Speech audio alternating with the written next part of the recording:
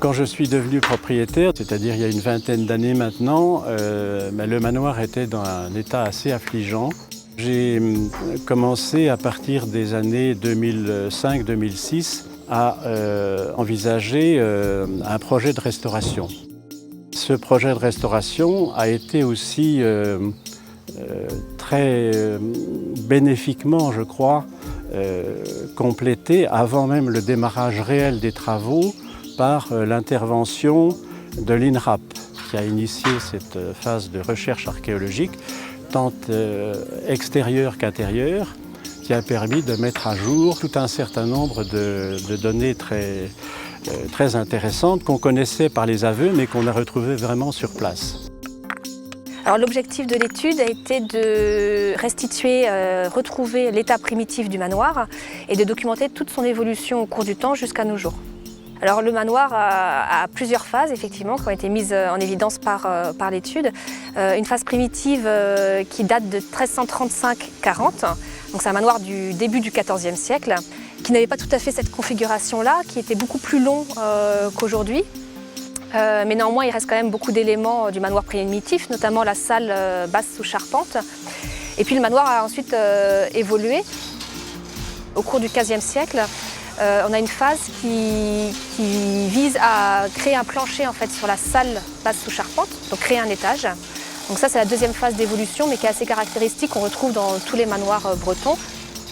Et puis on a une troisième phase assez importante qui consiste à la création d'une retenue qui est bien datée du milieu du XVIe siècle, plus précisément des années 1567-68.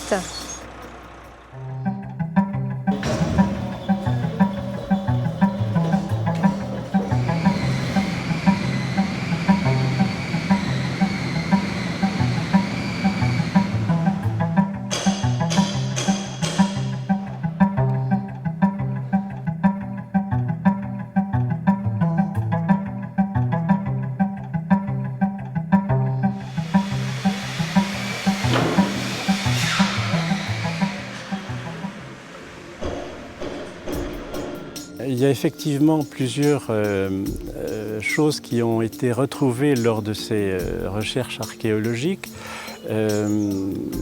Ce sont une chose qui me touche beaucoup, si je peux dire, qui est la présence sur certains éléments de charpente de décors qui représentent les armoiries familiales qui sont des encolis, qui sont donc les fleurs qui composent le blason familial.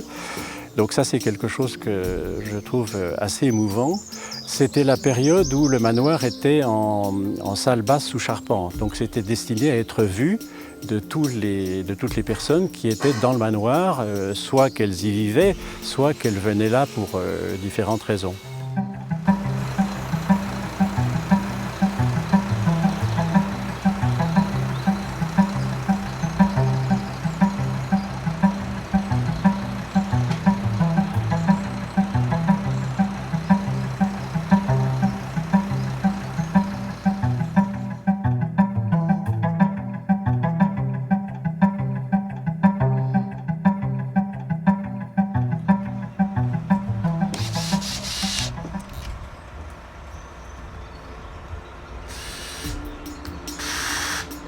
Je suis donc le propriétaire du site du manoir du Bobril par transmission familiale de mon père, et ce depuis donc des générations et des générations. C'est un site castral qui est très ancien. On n'est pas en mesure de déterminer de manière précise l'origine. C'est dans la famille depuis toujours. sans qu'on puisse encore une fois donner de date précise. Il n'y a pas eu d'acquisition, on ne sait pas ça. C'est probablement la famille qui a pris le nom du lieu. Ici, l'étude a montré qu'en plus, c'était un des manoirs les plus anciens, qui est daté en Bretagne. Donc c'est peut-être lui, enfin, il y a peut-être d'autres manoirs qui ne sont pas encore connus, hein, mais c'est peut-être lui aussi qui donne l'impulsion de ces modifications de mode, d'effets de mode aussi, voilà, architecturales. Je crois qu'à l'Ermitage, depuis très longtemps, on parlait du manoir du Beaubril comme un lieu historique de la vie communale.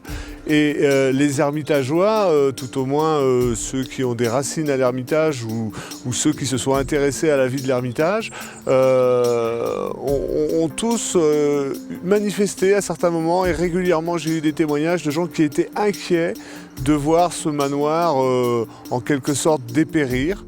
Et donc c'est véritablement un élément constitutif de la ville de l'Ermitage qui retrouve sa place, sa prestance en quelque sorte. Et c'est un réel plaisir de savoir que demain il va encore être là et qu'il y sera avec toute sa beauté et la réalité de son histoire.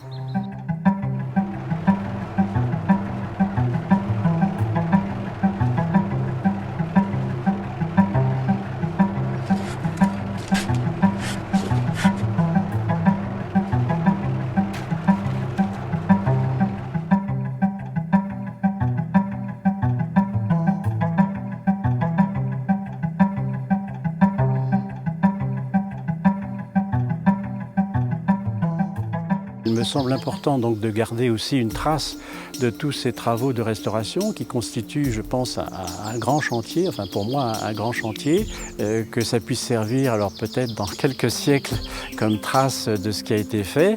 Je pense que c'est un peu un exemple très modeste, mais enfin de ce qu'on peut faire en reconstituant le passé, allié avec des techniques modernes.